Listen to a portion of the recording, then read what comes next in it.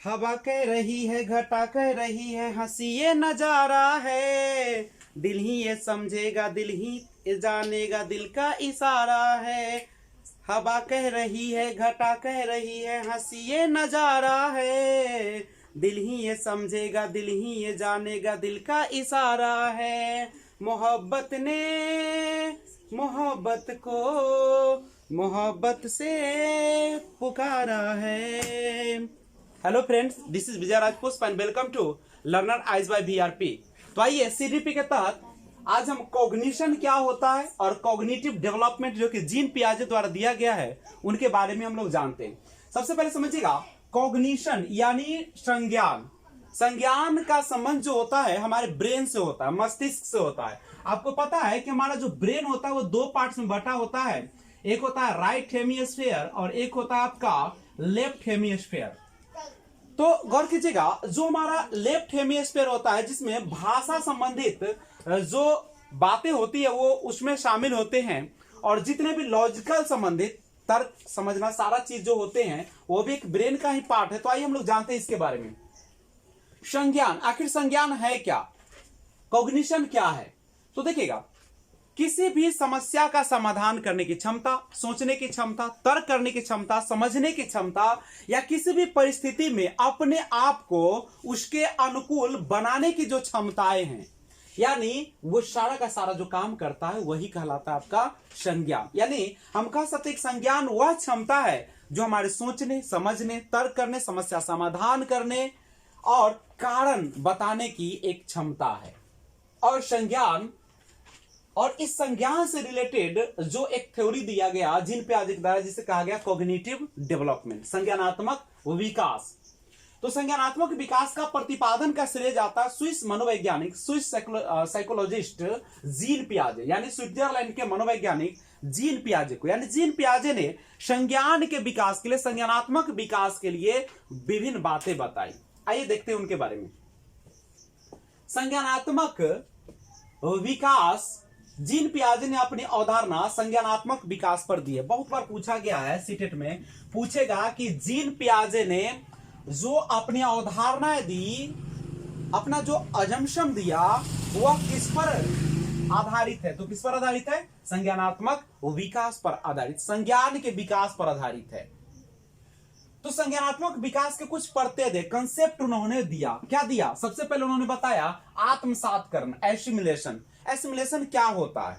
तो देखिएगा, जब बच्चे का जन्म होता है, बच्चा तो छोटा होता है, बच्चे को उतनी समझ नहीं होती, बच्चा तो दुनिया से भी जुड़ा भी नहीं है, तो क्या करता है कि बच्चा विभिन्न चीजों को अवलोकन करता है। अवलोकन करने के बाद वह क्या करता है, अपने दिमाग में उस चीज को एक समाहित करता है, और जब उसके दिमाग में वो चीजें समाहित हो जाती है, वह ज्ञान उसमें आ जाती है, तो वो क्या करता है, जब दूसरे चीजों को देखता है तो वह उसी ज्ञान के आधार पर उसे बताने का प्रयास करता है। यानी जब आपके पास पूर्व ज्ञान होते हैं और उसमें नए ज्ञान से जोड़ देते हैं तो उसी को हम कहते हैं आत्मसातकरण। यानी जैसे हमें इस मार्कर को खोलना, इसमें इंक डालना आ गया था, तो जब हमें एक रिफिल वाला पेन दिया गया तो हम क्या किए, ये मार्कर में जो हमने ज्ञान अर्जित किया था कि कैसे इसमें इसका ढक्कन खोलना है, इसको कैसे खोलकर इसमें इंक डालना है, तो ये सारे चीज हमारे पास कंसेप्ट आ चुकी थी, अवधारणा आ चुकी थी, हमने सीख चुका था, ये मेरा ज्ञान था। लेकिन जैसे मेरा रिफिल वाला पेन आया तो हमने क्या किया, अपने इस पूर्व ज्ञान के आधार पर मैंने उसको भी खोला, उसमें रिफिल डाला और उसे लिखना प्रारंभ कर दिया। नहीं, तो ये जो होता है, यानी पूर्व ज्ञान को नए ज्ञान से आपने जोड़ा। एक और एग्जांपल समझिए। मान लीजिए कि आपके मम्मी ने आपको बताया कि बिल्ली जो है, बिल्ली के बारे में बताया कि देखिए ये उजला है, इसके 4 पैर है, इसके 2 आंखें हैं, 2 कान है, एक पूंछ है। और बच्चे जब फिर से काली बिल्ली को देखता है तो बच्चे के अंदर एक जो कंसेप्ट था, एक अवधारणा था, जो पूर्व ज्ञान था, उसी के आधार पर उस बिल्ली को भी देखता है 4 पैर है, उसके 2 आंखें हैं, 2 कान है, एक पूंछ है, और केवल रंग चेंज है, तो उसी के आधार पर कहता है कि बिल्ली है। तो यह जो है पूर्व ज्ञान में जो नया ज्ञान, एक काला रंग वाला डाला, वही कहलाता है उसका आत्मसात कर। एक और एग्जांपल समझिए।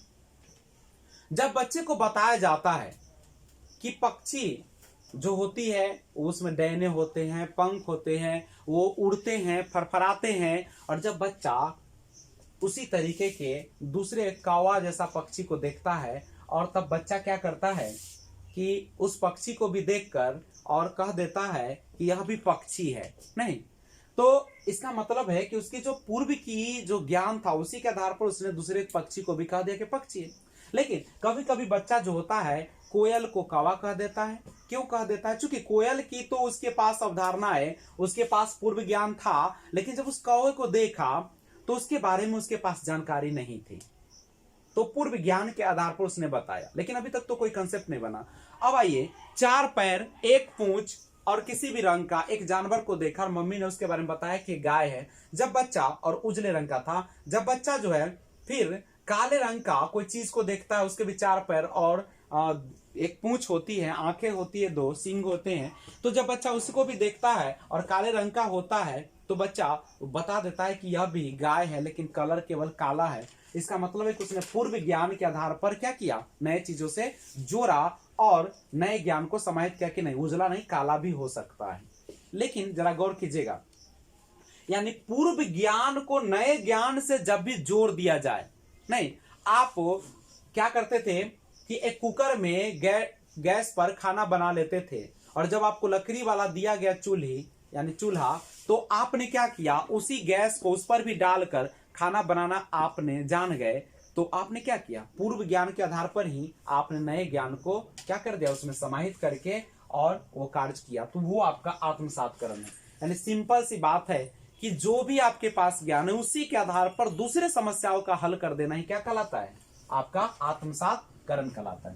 समायोजन क्या, अकोमोडेशन क्या है? तो पूर्व ज्ञान या योजना में परिवर्तन कर देना, यानी मॉडिफाई कर देना, यानी चेंजिंग ला देना, चेंज कर देना कहलाता है। जब तक बदलाव नहीं होंगे, परिवर्तन नहीं होंगे, चेंज नहीं होंगे, तब तक वो समायोजन नहीं कहलाएगा। जैसे उस गाय को देखकर गाय बताना, लेकिन उसी तरीके के 4 पैर वाले किसी और जानवर भैंस को देखकर गाय बताना क्या है, वह उसका आत्मसातकरण है। लेकिन जब उसकी मम्मी बताती है कि गाय इस कलर का होता है, उसके 4 पैर होते हैं, उसके मुंह का बनावट अलग होता है, चमड़ा का बनावट अलग होता है, उसका जो बाल होते हैं वो अलग किस्म के होते हैं, और भैंस का काली मोटी चमड़ी होती है, काले रंग का होता है, उसका सींग थोड़ा ज्यादा ताकतवर होता है, वह कीचड़ में भी लेटते रहता है। तो जब उसने क्या किया कि पूर्व ज्ञान तो था, लेकिन नए ज्ञान को शामिल करने के लिए उसने पूर्व ज्ञान में पूरी तरह से क्या कर लिया, बदलाव कर दिया, पूर्व ज्ञान या योजना में परिवर्तन किया। अब वह समझ गया कि गाय ऐसी होती है और भैंस ऐसा होता है, अब गाय ये है, भैंस वो है।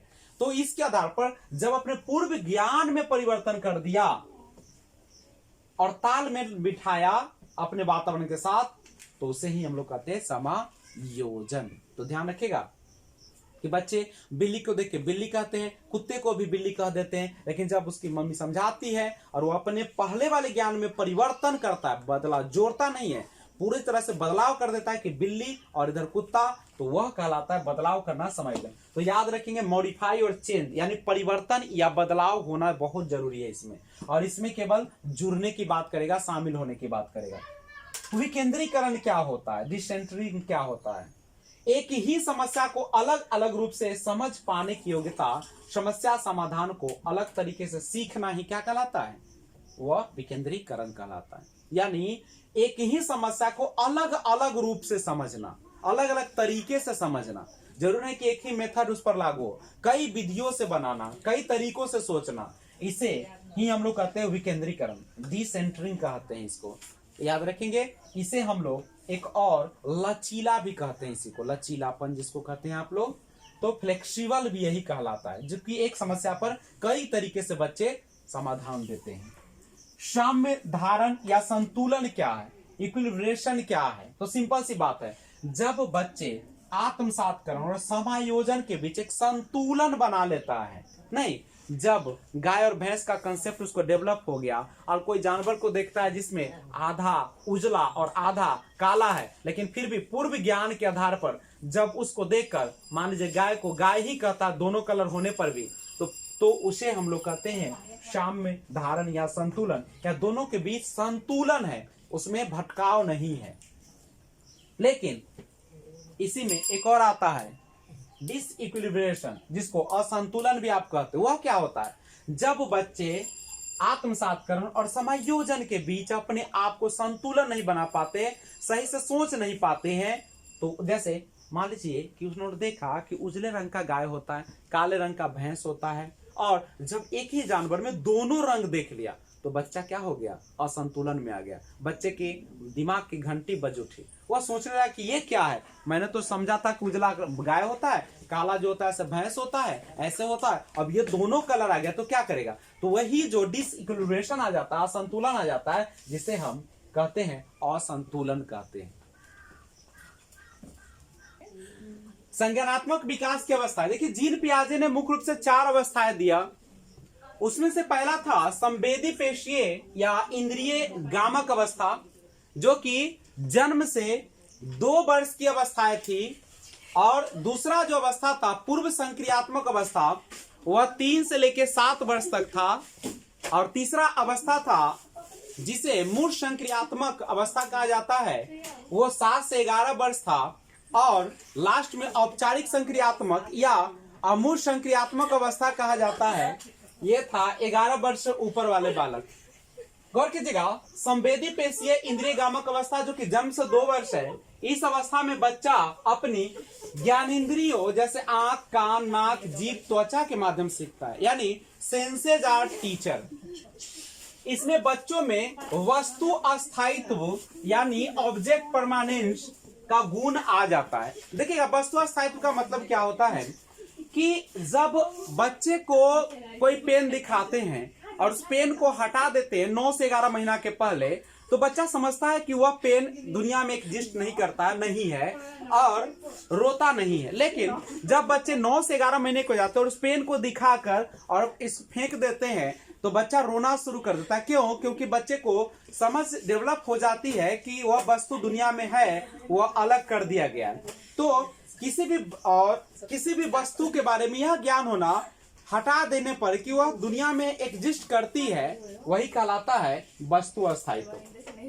और यह आ जाती है कब? संवेदी पेशीय अवस्था में आ जाती है, इंद्रिय गामक अवस्था में आ जाते हैं। सेंसरी मोटर इसको हम लोग कहते हैं, सॉरी सेंसरी, इसको सेंसरी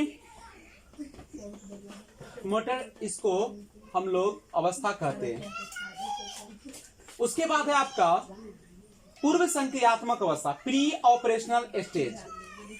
यह जो होता है 2 से 7 साल की अवस्था होती है, क्रिया करने से पहले की अवस्था। इसमें बालक सामने वाली चीज को देख पाएगा, समझ पाएगा, पर कोई क्रिया नहीं कर पाता है, यानी पूर्व, यह संक्रिया से पहले की अवस्था है। जैसे बच्चे को अगर कोई भी चीज को दिखाया जाता है तो देख तो लेता है, लेकिन इस पर कोई क्रिया प्रतिक्रिया नहीं देता है।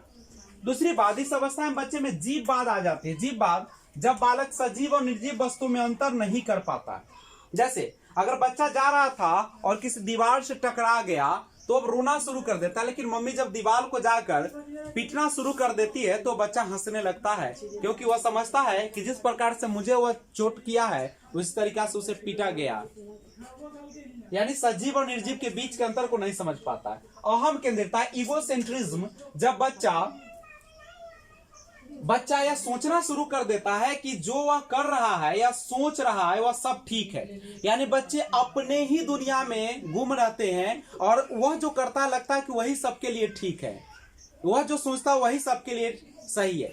जैसे बच्चा रोता है, उसकी मम्मी उसके चॉकलेट दे देती है तो खुश हो जाता है, तो जब बड़े भी दुख होते हैं तो उसको भी चॉकलेट लेके डाल देता है, वह भी सोचता है कि वह ठीक हो जाएंगे, यानी वो अपनी तरह से सोचता है। अहम केंद्रितता, अपलटावी, इरेवर्सिबिलिटी, इस अवस्था में बच्चे को संख्याओं, वस्तुओं, समस्या आदि का उलटना पलटना नहीं सीखता है। जैसे अगर बच्चे को बता दिया जाए कि 2 जोड़ 3 बराबर 5 होता है और पूछा जाए 3 जोड़ 2 बराबर कितना होता है, तो बच्चा जवाब नहीं दे पाता, यानी पलटावी गुण उसमें नहीं आ पाता है। और मुद्रा संप्रत्यय भी नहीं जानता है। कागज वाला दीजिएगा और एक सिक्का दीजिएगा, तो बच्चे को मान लीजिए कि 5 रुपए वाला 10 रुपए वाला सिक्का दीजिए, 10 रुपए कागज का नोट, तो बच्चा सिक्के वाले को ज्यादा प्रेफर करता है, यानी मुद्रा संप्रदाय भी विकसित नहीं होता है। दूरी, जैसे यहाँ से स्कूल तो चला जाता है लेकिन स्कूल से वापस नहीं आ पाता है। भार, भार के भी बारे में, जब किसी वस्तु को दी जाती है सेम मात्रा में, मान लीजिए कि एक बड़ा बर्तन रहता है, छोटा बर्तन है जिसे कंजर्वेशन भी कहते हैं, तो वह हमेशा दोनों में 1-1 केजी है, लेकिन वह कहेगा कि ये लंबा जो है इसमें ज्यादा है और इसमें कम है। ऊंचाई के बारे में भी इसका संप्रदाय नहीं विकास कर पाता है, यानी सारा चीज जो होते हैं वो आ जाते हैं इसमें आपके पूर्व संक्रियात्मक अवस्था में। तो आइए देखते हैं मूर्त संक्रियात्मक अवस्था, कंक्रीट ऑपरेशनल स्टेज। ध्यान दीजिएगा, मूर्त का मतलब होता है जो आपके आंखों के सामने होता है, जिसे देख सकते हैं, जिसे हम उस वस्तु को देखकर उसके बारे में जानकारी पता कर सकते हैं। तो इस अवस्था में बालक सामने रखी हुई वस्तुओं को देखकर ही कुछ कर सकता है। अगर उसमें के सामने नहीं रखे जाते तो बच्चा उसके बारे में नहीं सोच सकता है। अपलटावी, जीववाद, यानी इसमें कह सकते हो पलटावी, पलटावी, जीववाद, मुद्रा, भार आदि संप्रदाय का गुण आ जाता है। अब बच्चा जो है पलटावी गुण इसमें आ जाता। अब बच्चे को अगर आप पूछेगा 2 और 3 बराबर 5 बता दीजिएगा, और 3 2 बराबर कितना होगा, तो बच्चा बता देगा कि 5 होता है। उसके बाद जीववाद आ जाती है। अब बच्चा सजीव और निर्जीव के बीच में अंतर समझने लगता है। भार, मुद्रा के बारे में भी, अगर 5 रुपए का एक सिक्का दीजिए और 5 रुपए का एक नोट दीजिए तो दोनों को समझने लगता है कि दोनों इक्वल होते हैं। भार को भी बच्चा समझने लगता है, छोटा बर्तन हो चाहे लंबा बर्तन हो, अगर समान मात्रा तो बता देता है। तर्क पर आधारित रहता है, ये बहुत इंपॉर्टेंट है। कभी क्वेश्चन पूछ दिया जाता है कि बताइए कि तर्क पर आधारित बच्चा कब तर्क करना शुरू कर देता है, कब लॉजिकल थिंकिंग आ जाती है, तो वह बच्चे में आ जाती है मूर्त संक्रियात्मक अवस्था में ही आ जाती है। और चौथा और लास्ट अवस्था उन्होंने दिया औपचारिक संक्रियात्मक अवस्था या अमूर्त संक्रियात्मक अवस्था भी कहा जाता है। एब्स्ट्रैक्ट ऑपरेशनल स्टेज, यानी बच्चा इसमें अमूर्त चिंतन करना प्रारंभ कर देता है। मतलब अगर बच्चे के सामने उस वस्तु को न भी रखा जाए तब भी उस वस्तु के बारे में वह सोचना प्रारंभ कर देता है, अमूर्त चिंतन करने लगता है, यानी निर्णय, स्मरण, मनन आदि करता है, अंकों का प्रयोग करता है, समस्या का समाधान करने लगता है, कार्य कारण को समझने लगता है कि कार्य का कारण क्या है, यानी कार्य में अंतर को भी बच्चा समझ जाता है। बहुत इंपॉर्टेंट है, सीटेट में क्वेश्चन पूछे जाते हैं कि बताइए निम्न में से कौन सी अमूर्त संक्रियात्मक अवस्था है या अमूर्त संक्रियात्मक अवस्था को जाना जाता है। ऑप्शन दे देगा, पूर्व संक्रियात्मक अवस्था, मूर्त संक्रियात्मक अवस्था, औपचारिक संक्रियात्मक अवस्था और संवेदी प्रेरक अवस्था। तो आप सही आंसर मारेंगे औपचारिक संक्रियात्मक अवस्था। कभी क्वेश्चन डालेगा कि औपचारिक संक्रियात्मक अवस्था है, तो यह जो होती है 11 वर्ष से ऊपर की उम्र को कहा जाता है, और मूर्त संक्रियात्मक अवस्था जो होती है 7 से 11 वर्ष की अवस्था है, और ये 11 वर्ष से ऊपर की अवस्था है, या कभी कभी तो मनोवैज्ञानिक 11 वर्ष से 14 वर्ष की अवस्था को भी ये अवस्था मान लेते हैं, औपचारिक या अमूर्त संक्रियात्मक अवस्था। तो ये था। अब हम लोग आप देखते हैं कुछ महत्वपूर्ण प्रश्न को। आइए कुछ प्रैक्टिस क्वेश्चंस देखते हैं। कुछ महत्वपूर्ण क्वेश्चन है जो कि कॉग्निटिव डेवलपमेंट यानी संज्ञानात्मक विकास से संबंधित है। तो आइए सबसे पहला क्वेश्चन देखते हैं। संज्ञानात्मक कॉग्निशन डेवलपमेंट, संज्ञानात्मक विकास किस मनोवैज्ञानिक से संबंधित है? यानी कह सकते हो कि संज्ञानात्मक विकास किस मनोवैज्ञानिक से संबंधित है। तो जीन पियाजे जो है संज्ञान की बात करते हैं। पियाजे का संज्ञानात्मक विकास को और किस नाम से जाना जाता है? तो मानव की बुद्धि का विकास, क्योंकि इंटेलेक्चुअल डेवलपमेंट की बात करता है, बौद्धिक विकास की बात करते हैं। पियाजे के संज्ञानात्मक विकास को और किस नाम से जानते हैं? विकासीय थ्योरी। पियाजे ने कितनी अवस्थाएं दी? तो जीन पियाजे ने संज्ञानात्मक विकास की 4 अवस्थाएं दी, जिसमें से पहला था संवेदी प्रेरक अवस्था या इंद्रिय गामक अवस्था, दूसरा था पूर्व संक्रियात्मक अवस्था, तीसरा मूर्त संक्रियात्मक अवस्था, चौथा औपचारिक संक्रियात्मक या अमूर्त संक्रियात्मक अवस्था। मूर्त अवस्था की आयु कितना है, ध्यान दीजिएगा। संवेदी प्रेरक अवस्था जो होती है जन्म से 2 साल की होती है। पूर्व संक्रियात्मक अवस्था 3 से 6 या 7 साल तक होती है। और मूर्त संक्रियात्मक अवस्था 7 से 11 वर्ष। और अमूर्त संक्रियात्मक या औपचारिक संक्रियात्मक अवस्था 11 वर्ष से ऊपर होती है। तो मूर्त संक्रियात्मक अवस्था होगी 7 से 11 वर्ष।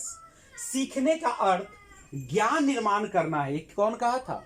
तो सीखने का अर्थ ज्ञान निर्माण करना है, जीन पियाजे ने कहा था। जीन पियाजे ने यह भी कहा था कि सबसे पहले बच्चे में भाषा नहीं आती है बल्कि थॉट आती है, सोचने समझने की शक्ति आती है, तब भाषा का विकास होता है। थॉट पहले आती है और उसके बाद जो होती है वह आपकी भाषा का निर्माण होता है। यानी सबसे पहले बच्चा थॉट लाता है, यानी विचार कहिए या सोचना कहिए, उसके बाद उसमें लैंग्वेज आती है, भाषा आती है। संवेदी प्रेरक अवस्था की आयु जन्म से 2 वर्ष होती है। पलटावी गुण आ जाता है मूर्त संक्रियात्मक अवस्था में। तर्क करने की अवस्था के नाम से भी जाना जाता है मूर्त संक्रियात्मक अवस्था। बच्चा इसमें तर्क करना जान जाता है। तो आज बस इतना ही, मिलते हैं फिर अगले वीडियो में जो कि लेकर आऊंगा, काफी इंपॉर्टेंट सीडीपी सीटेट के लिए। तो ध्यान रखें, अगर आप नए व्यूअर्स हैं तो आप इस चैनल को सब्सक्राइब करें और बेल आइकन को ऑल पर जरूर प्रेस करें, ताकि जब भी मैं वीडियो अपलोड करूं आपको सबसे पहले नोटिफिकेशन पहुंच जाए। Thanks for watching. जय हिंद, जय भारत।